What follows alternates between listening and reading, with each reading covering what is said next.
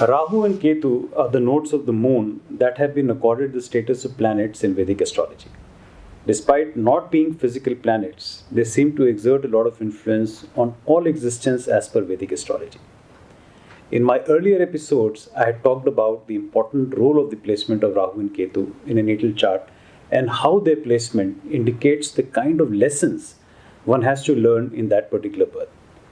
According to some schools in Vedic astrology, the placement of Rahu and Ketu is the most important placement in a natal chart, and the placement of other planets is just peripheral in supporting or manifesting the destiny of the native, which has already been foretold through the placement of Rahu and Ketu. Rahu vibes to number 4 in numerology. Number 4 is also the number of genius. Rahu, amongst other things, signifies science and technology. Rahu also signifies secrets and the dragon head, and gives wonderful masking abilities to the native in whose chart it is prominently placed. It is also an important planet for actors, politicians, who gain from their ability to master true intentions or identity. The prominence of Rahu in the current times can be seen from the dominance of science and technology in our daily lives.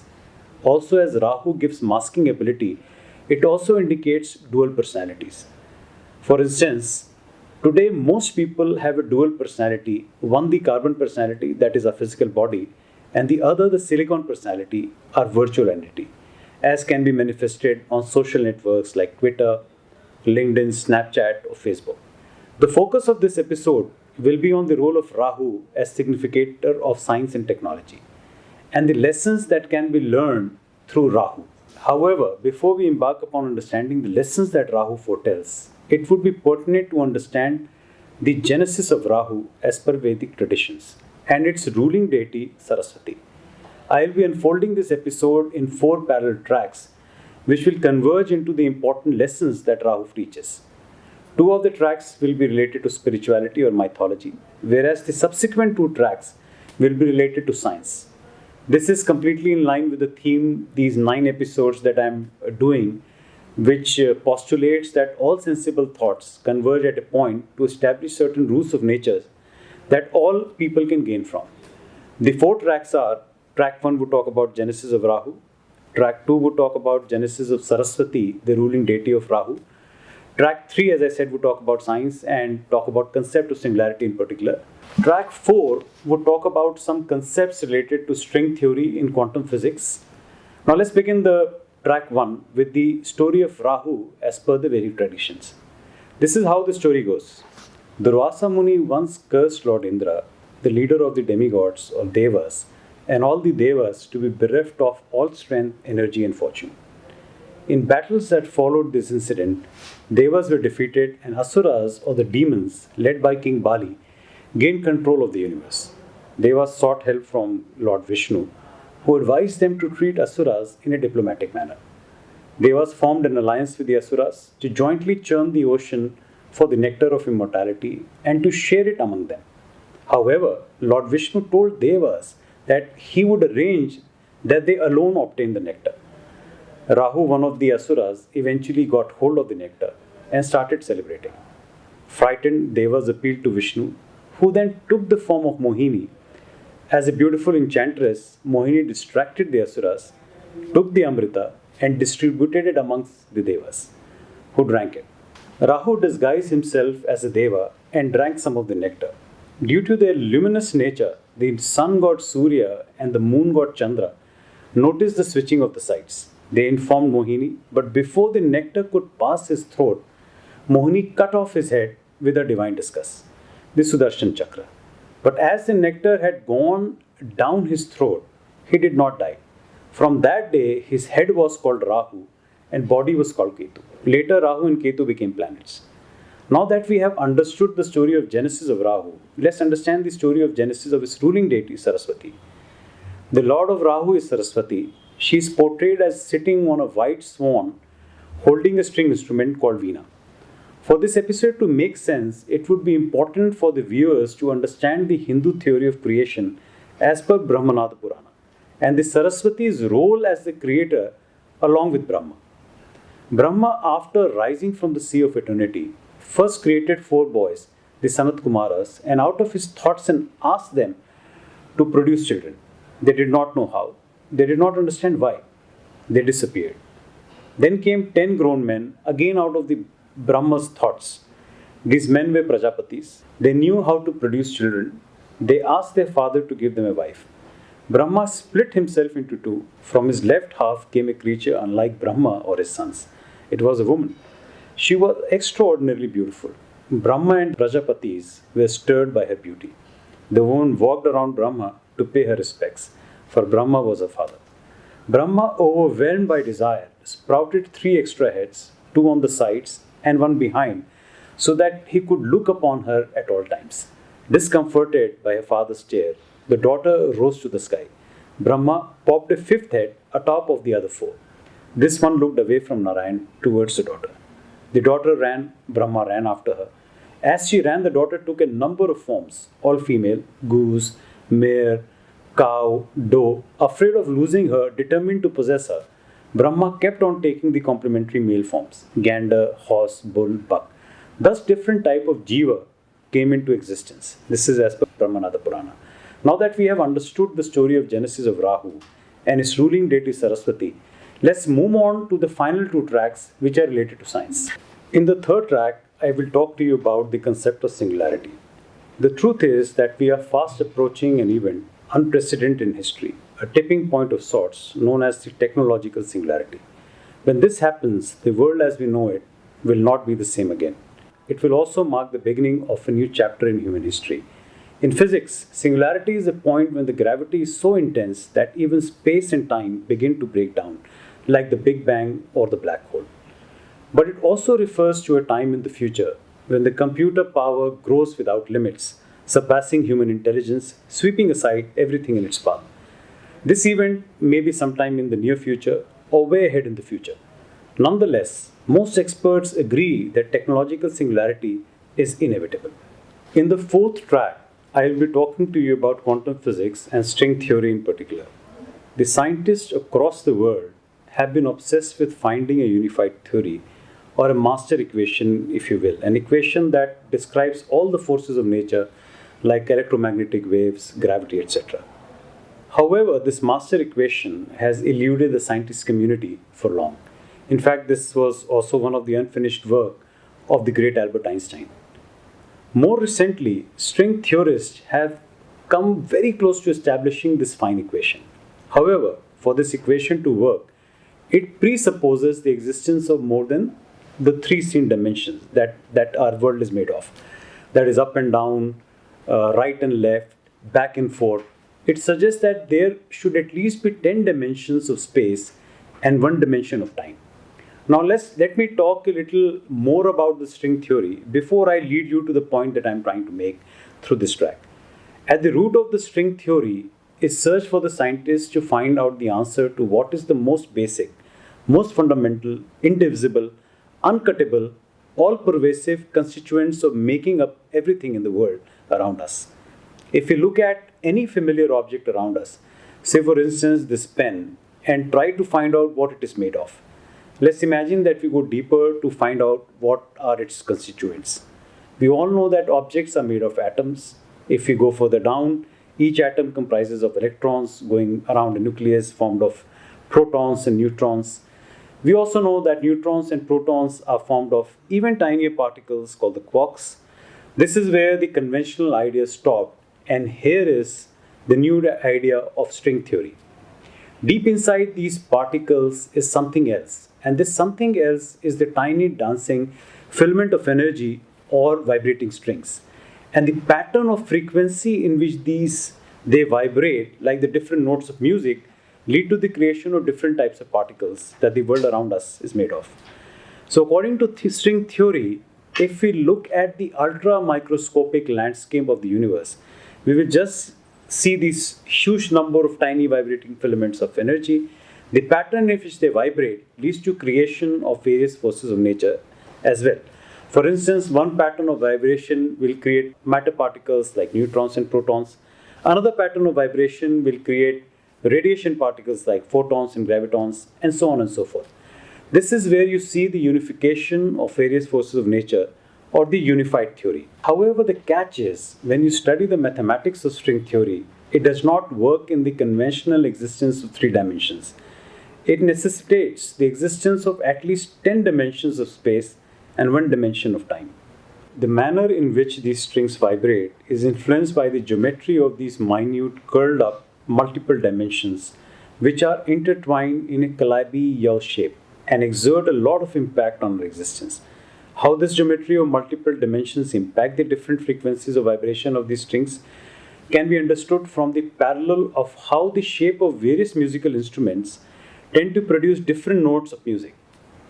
Scientists believe the understanding the geometry of these dimensions will actually hold the key to the reason as to how the world has been created.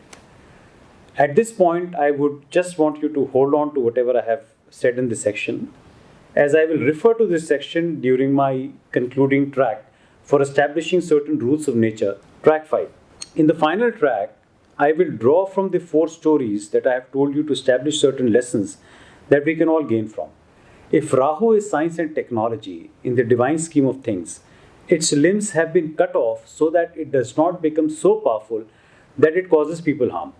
The same thought is again resonated in Vedic astrology, wherein Rahu is always placed 7th house from Ketu, which is the largest distance for the mutual placement of 2 planets in a chart. I believe there is a lesson for a more thought through and responsible use of science and technology contained in these stories. The story of Saraswati points out to another lesson for the scientific community to not become obsessed with a particular technology, as science and technology is ever changing. The obsession with technology will not only lead to disgrace, which can be observed in the incestuous behavior of Brahma. This is the reason why, despite being the creator, he is never worshipped by the Hindus, and there are no temples dedicated to Brahma across the world, but for the exception of the one at Pushkar, Rajasthan. The story of Saraswati also has a parallel in Vedic astrology. The fact is that Rahu actually exalts or becomes most powerful in Gemini, which is the house of Mercury. In other words, technology will benefit the business person more than the creator.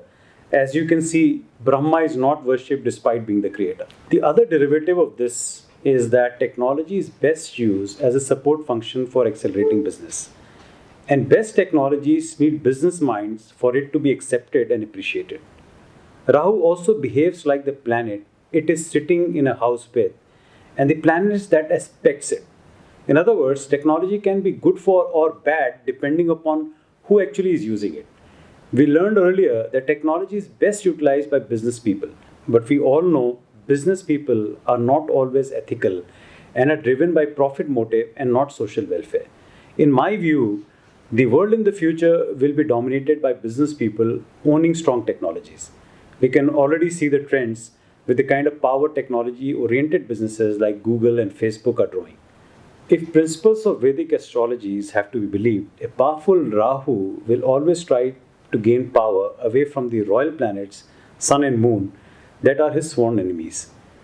My view is that unless states or socially conscious people become more powerful in controlling the owners of technology, there will be a time in not too a distant future where businesses owning strong technology will actually assume power and change the rules of the game as we know it.